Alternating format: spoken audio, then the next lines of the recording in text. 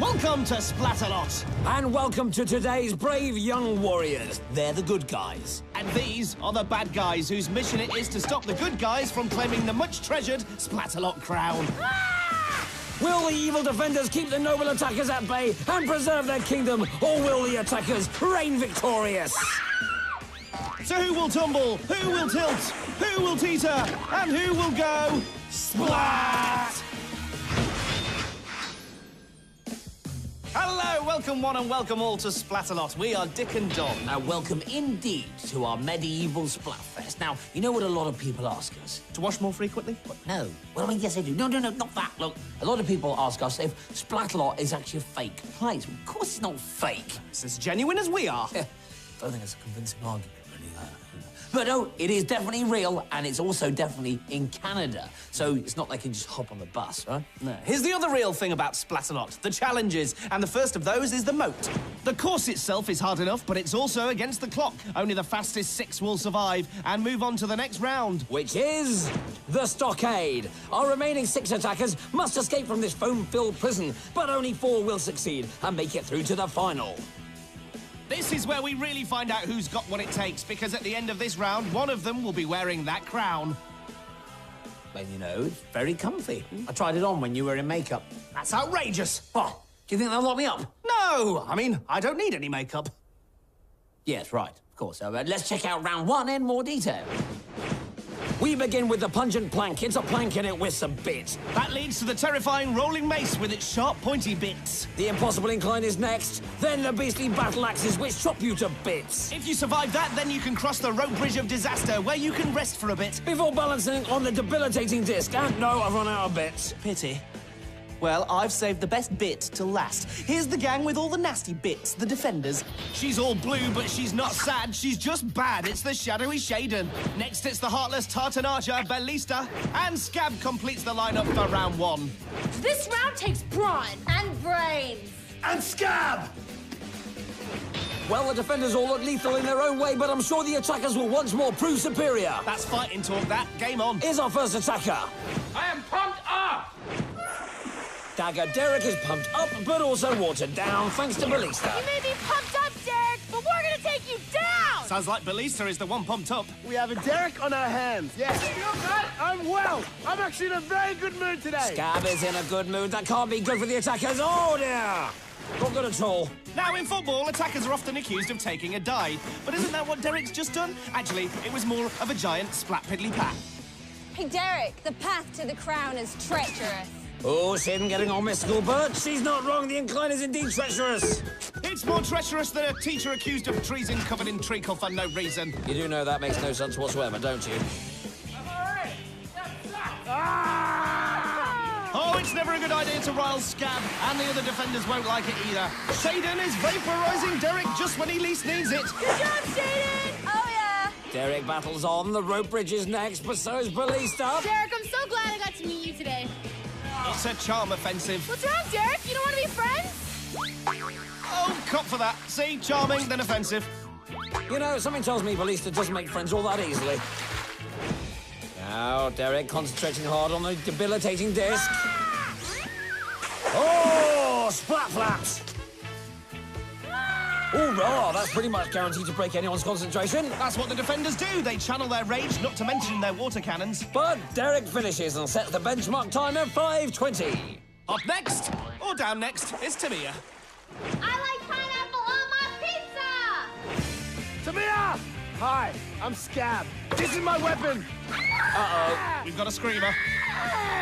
And Scab screams and splats Tamia into the moat. Wallop! The nice thing about Scab is that he always gets to the point. You always know what he's thinking. Which is more than Scab does. Yell it! Yeah! It's a clever tactic from Tamia. Be nice to Scab and he'll be... Oh, well, forget it. Tamia may have a crush on Scab. Scab just wants to crush Tamia. Yes, breaking up is hard to do, especially when you're falling off an oversized axe in a medieval game show. Tamia, is it okay? Ah, he does care. Best of friends, but is it the best of times for Tamia? Purple porcupine! Here's Kristine with a capital K. You must know when you come here, you're gonna get wet. And that's the moat with a capital splat. Hello, attacker. Oh, Scab isn't on first-name terms with Kristine. Splunker! And quite rightly, she turns her back on him. Well, Scab did splatter with a paintball. That's about as polite as the big guy gets. Hey, Kristine! Last night we had the Splat Awards, and I won Most Valuable Defender. Oh, yes, what a great night. And Bleaster shows us just what she won. Sploosh! No, I didn't get an invite. Didn't you? Oh. And Kristine finishes in 3:14. Certainly pacier than any of the speeches last night. So, who won the Best Splatalot Presenter Award? Let's just say we came second. But we present it. Best Splatalot Presenter, Scab. I'm not going to argue with him. OK, as you missed it, let's pretend we're hosting the Splatty Awards. Orangeville does not grow oranges! Well, that's quite an acceptance speech there from Dylan, who's not receiving the red carpet treatment down the impossible incline. The paparazzi will have a field day. The Best Supporting Splat Award goes to Adam. My shout-out is to my friend Josh, Julian, and my twin brother Alex. Clever, always thank your friends and family. Oh, I suppose we should give all the attackers some credit for performing their own stunts. Absolutely. And now, picking up the Lifetime Achievement Award for services to splatting, it's Tianna. Chickens are gonna rule the world! What separates the stars of the splatter screen from the rest of us is their effortless grace and natural poise. She has also been nominated for Best Dunk on the Debilitating Disc. She started well with a fine rope grip, but in the end she just couldn't hang on. This really has to be one of the hardest obstacles on the course. Sloppy Poppy. Here's fellow nominee Dylan. She also started well and even managed to ease herself forward, but in the end the balancing act was just too tough. Nominika's Papa Splat. And the final nominee is Adam. He had the added distraction of a particularly focused ballista. The combination of water, slippery surfaces and gravity led to one simple outcome. A splat in the moat. And the award goes to Adam with a start time of 6 minutes 12, followed by a stellar performance from Dylan with 7:12 and a fine supporting role from Tianna with 7:30. So we're halfway through round one. Kristine leads with 3:14, and Tianna's 7:30 is the time to beat in order to advance to the stockade. So we've got 6 more attackers for Scary Scab to shout and scream at. Yeah, maybe they'll give him something to shout about. Well, whatever happens, they'll be screaming, shouting and splatting. Still to come, we've got the stockade. Followed by the grand finale, where one of our attackers will be crowned the new king or queen of Splatalot. But right now, we're halfway through round 1. We still have 6 more attackers waiting to attempt the moat challenge, so it's about to get very interesting. You see, only the fastest 6 will go through to the next round. Here are the times for the first 6 attackers. Kristine is the fastest star so far, but Tianna might fail her audition, with the time to beat of 7:30. But with Scab still on the Splatzuka, Shaded on the Vapor Pistols, and Ballista on the Water Cannon, that time might be good enough. There's only one way to find out. Fast forward. What? No. Let the second half begin. Attacker number 7 is Matt. I want a mountain! How peculiar. Splodge! Oh, again! Oh, I think Matt's gonna splat his way around this course. Matthew, allow me to introduce myself. I am Scab. Ooh, that was quite a thwack. Do not give me that look. Ah! Oh, how many times it never pays to answer back. Kanafa splatty you angles. Now, Scab only has 2 emotions, angry and furious. If you look him in the eyes like Matt did, then you're going down. End of. Now has Matt learnt his lesson with Shaden? That's it, one step at a time. Oh, Scroggage, Matt the Splat. Well, as always, the battle axes usually require the attacker's full concentration and usually produce that kind of result. Remember Tianna's time to beat of 7:30? Well, Matt hasn't been it, so he's not going through. Tough splats! Here's Carolina. Carolina! What? Scab, Carolina! Thanks for clearing that up, Scab. Splat stuck in your Carolina. That was a good shot by me, wasn't it? You're on fire today, Scab. And right on cue, Scab-proof Shaden right. Even the Splatalot cameras are not safe today. Look what happened. Oh. The crew better hurry up and clean it, otherwise Scab will splat them too. The Mooney's in. And he's still splatting. This man is a... With Scab's high heels. Right, and at 5:28, Carolina is currently safe. I'm gonna save the princess and look good doing it. Princess? Well, it's a castle with a moat. There's probably a princess in there somewhere. I like it. Let's rethink the whole show, shall we? Level 1, collect all 7 Splatteroons. Splatteroons? Splatalot currency. Right. Then clear the mace and avoid these splat kabooms. Stop, let's just get back to the proper contest. There's no princess, but here's the next best thing. Balista's time to shine. Balista, not so much princess, more evil, scary bringer of misery and failure. But whatever game Jamie had in his head, it worked because he's through. Time for our next attacker, Ryan. I want my newspaper back! Just buy another one. It's much easier. We've got a quick one on our hands. He really does want that paper back. Poodles! He won't be making the headlines if he doesn't get a move on. This fall has cost him a lot of time. He's reached the debilitating disc, which means he's also in range of Balista. But he's hanging on. And fall he does. Look, if Balista tells you to clean your room, you'll do it. But is Ryan clean through? 553. Well, it can be beat. Here's Jacy. I like to party! Then you've come to the wrong place, Jacy dear, because there are no butterfly cakes and cucumber sandwiches out there. What kind of parties do you go to? The point is, the course is no picnic, look. Ah, right, yes, I see. And I think Jacy has already established that for herself. Hello. Welcome to the biggest party of your life. I don't think Shaden will ever make it in the party entertainment business. Oh, hello. Goodbye. Well, hello, goodbye, bonsoir, or auf Wiedersehen. It's a splat in any language. And that's a victory dance in any language, because at the moment she's through. Oh, well, if she does go through, Balista's going to be waiting for her. Here's our final attacker. It's Courtney. No jellyfish can mess with this mango. I've got no comeback for that one. The trouble is, neither's Courtney. One thing's for sure, her mango has certainly been messed with now. Mango fritters. Well, she's back up for now, and despite Scab's attention, she heads down the incline. But, oh, she's overshot, and down she goes dirty water. Well, if you look at this more closely, you'll see that a trailing right foot is all that it takes to send Courtney off balance and into the jerk chicken. Courtney now has to hurry up. She only has about 20 seconds left, with a debilitating disc still to go. No one has made a clean crossing today, but she needs to. Come on, Courtney! Oh, that won't help, but Courtney's almost there! Time's running out! Can I get her? No, you didn't!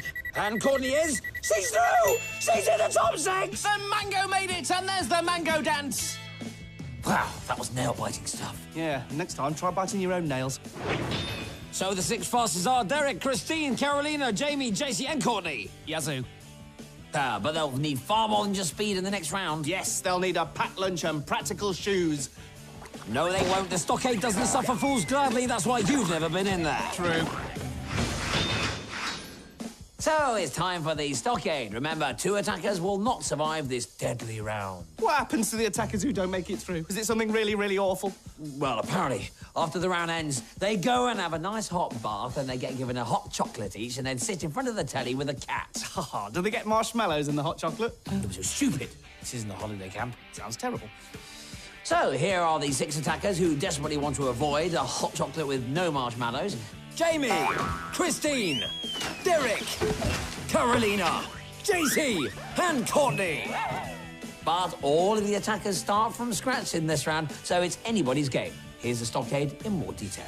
The attackers have to cross the giant spinning hexagon, then leap onto the smaller ones, where they can reach up for their ladder rungs. These rungs slot into the ladders on the other side of the stockade. They then have to grab one of 4 flags and make their way out of the stockade to freedom and glory. There is, of course, one more vital piece of the jigsaw that we've kept up our sleeves. Give it here. No wonder I couldn't finish it. Right, here are the new defenders. The stockade welcomes Croc Ness, the reptile with the crocodile smile, Gildar, the Viking who's not to everyone's liking, and Nitrous, our knight in sliming armor. Nitrous has her eye on you. So, with just seconds to go, here's how the attackers line up from left to right. We've got Jacy, Kristine, Carolina, Jamie, Courtney, and Derek. Don't forget Gildar. They're off, and it's already a splatfest. Jamie and Carolina making great strides, and Kristine isn't far behind. Oh, Carolina already with a rung. Love that sound. Derek and Courtney struggling to stay on the hexagons. Kersplat! Kersplat! That's embarrassing. Do you know what? I think they're just having lots of fun. Yes, what do they think this is? An entertainment show? It's all getting messy down there. Gildar, you magnificent Viking, you've really done it again. Hello there. Want a taste of some slime? Oh, what's worth? Croc slime or Gildar smom? Croc Ness now with a taste for some more sliming, and Nitrous doesn't want to be left out either. Nitrous is on fire today! Well, it's a good job we got all that foam then. It'd be hard to start firing there. Now remember, Jamie isn't necessarily playing the same game as the rest of the attackers. Maybe this time his leaping will save the princess. Oh, a perfect score, so Jamie can advance to the next rung. Trouble is, the further you get, the harder it gets. Crockness is sliming again. And now she sets her sights on Courtney. Kristine now decides to take a leap of faith. And ends up with a faith full of foam. If at first you don't succeed, splat, splat again. Oh, the defenders had better keep an eye on Jamie and Kristine. Jamie has finished his ladder, and that triggers Nitrous into action. But her aim is off. Oh, isn't that pretty? It's like a winter wonderland. That would make a lovely card. Yeah, beats the one you sent me last year. Anyway, back to the game. Kristine has actually made it to the top and is through.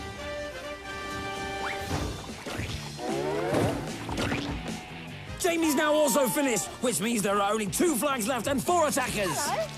Splat, Derek's in trouble. More than he knows because Carolina is also finished.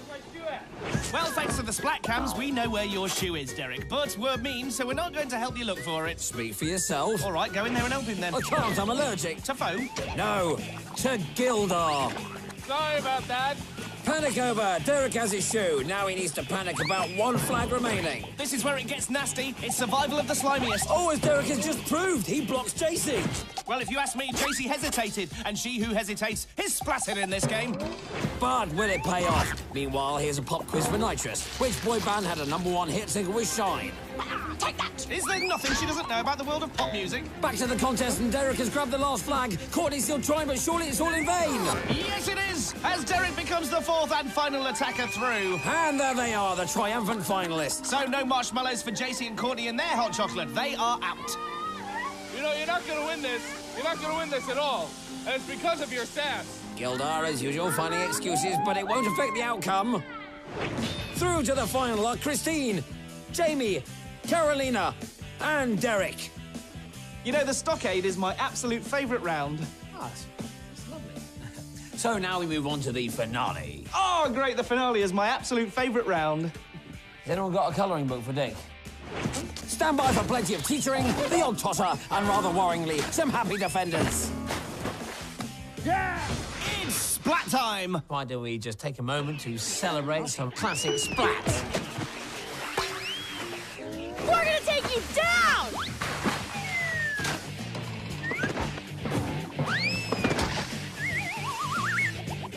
I am Scab! I'm in a good mood today.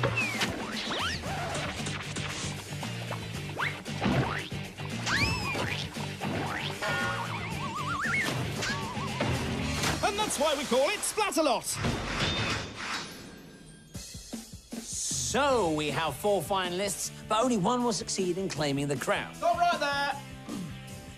As the self-appointed representative of the defenders, it has come to my attention that unless the attackers are absolutely awful, the defenders can never win this competition. But if the good guys don't win, then the audience is going to feel let down, then the show's going to be axed. Strikes off. Good, right, let's get on with it then. Our finalists are Kristine, Jamie, Carolina, and Derek. They've got a big challenge on their hands, and only one of them is going to get to rule the kingdom of Splatalot. Well, now you've mentioned them, here they are. Gildar, Ballista, Scab, Crockness, Nitrous, and Shaden. Mean and marvellously moody. Here's the course. The attackers start by sliding down a pole into the mud bath. Then it's over the slippy slides and onto the teetering teeter-totters. Once over the barrier, they leap across the lily pads. And then the water wall is all that prevents the attackers from claiming the highly coveted crown. No one said it was going to be easy. Here's how the attackers line up. Kristine is in the pink, Carolina in yellow, Jamie in light blue, and Derek's in the dark blue. It looks like the defenders have put all that silly strike nonsense behind them as they prepare for battle. And down they go into the mud bath. Don't worry, Ballista's there to clean them up. And very slick sliding from Kristine there. Not so slick on the teeters, though. Well, they are probably the hardest obstacles in Splatalot, as Kristine is still managing to prove. Well, she's not on her own. They're all teetering and tottering. And above all, splatting is splatterific, splatacious, and splatastic. As if the teeters weren't hard enough, Derek's also got the defenders to deal with. High five. Yeah! Carolina slipping and splatting. I'm going to politely remind everyone that this is actually a race. Gildar's just right for telly, don't you think? And Kristine's just right for falling off a teeter. I don't know if that was the response Gildar was after, but that's what he got.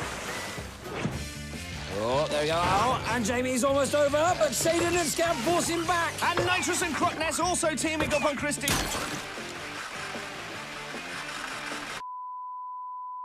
I know the defenders called off the strike, but we'll definitely be off the air soon if we lose any more cameras.